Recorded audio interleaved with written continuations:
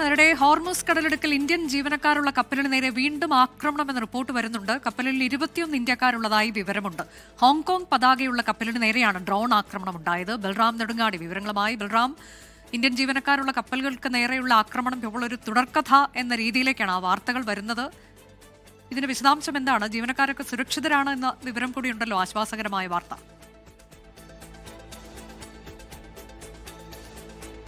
അനുജ, തുടർച്ചയായി ഇന്ത്യൻ ജീവനക്കാരുള്ള വാണിജ്യ കപ്പലുകൾക്ക് നേരെ ആക്രമണം ഉണ്ടായിരിക്കുന്നു.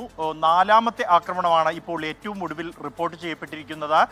ഹോങ്കോങ് പതാകയുള്ള ഒരു വാണിജ്യ കപ്പൽ, അത് എണ്ണ ടാങ്കറാണ്. എണ്ണ രാസ ടാങ്കറിന് നേരെയാണ് ആക്രമണം ഉണ്ടായിരിക്കുന്നത്. ഈ കപ്പലിൽ 21 ഇന്ത്യൻ ജീവനക്കാർ ഉണ്ടായിരുന്നു എന്നാണ് പുറത്തു വന്നിരിക്കുന്ന വിവരം. അത് ഇത്തരത്തിൽ കപ്പൽ ജീവനക്കാരുടെ സംഘടനയുമായി ബന്ധപ്പെട്ടാണ് ഈ വിവരങ്ങൾ പുറത്തു വന്നിരിക്കുന്നത്. എന്തായാലും കപ്പലിന് ഗുരുതരമായ കേടുപാടുകൾ ഈ ആക്രമണത്തിൽ സംഭവിച്ചിട്ടുണ്ട്. കാരണം ഡ്രോൺ ഉപയോഗിച്ച് കൃത്യം ലക്ഷ്യത്തിലേക്ക്, എഞ്ചിൻ റൂമിലേക്ക് നടത്തിയ ഒരു ആക്രമണമായിരുന്നു ഈ കപ്പലിന് നേരെ ഉണ്ടായിരുന്നത്. US കപ്പലിൽ നിന്നാണ് ഈ ഡ്രോൺ എത്തിയത് എന്നുള്ളതാണ് നിലവിലുള്ള റിപ്പോർട്ടുകൾ. എന്തായാലും നിലവിൽ ഇപ്പോൾ ആ കപ്പൽ ഫുജൈറ തുറമുഖത്ത് നങ്കൂരമിട്ടിരിക്കുകയാണ്. കപ്പലിലുണ്ടായിരുന്ന 21 ഇന്ത്യൻ ജീവനക്കാർ, അവർ എല്ലാവരും തന്നെ സുരക്ഷിതരാണ് എന്നാണ് ഏറ്റവും ഒടുവിൽ ലഭിക്കുന്ന വിവരം. ശരി, ഹോർമുസ് കടലിടുക്കിന് സമീപമാണ് ഇന്ത്യൻ ജീവനക്കാരുള്ള കപ്പലിന് നേരെ ഡ്രോൺ ആക്രമണം ഉണ്ടായത്.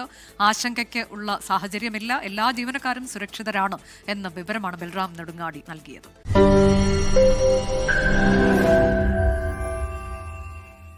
ലോകത്തെവിടെയായാലും ഏത് സമയത്തും 24 വാർത്തകളും ഓഗ്മെന്റഡ് റിയാലിറ്റി പാക്കേജുകളും എക്സ്പ്ലെയിനറുകളും വിശദമായി കാണാൻ ഞങ്ങളുടെ യൂട്യൂബ് ചാനൽ നിങ്ങൾക്ക് സബ്സ്ക്രൈബ് ചെയ്യാം.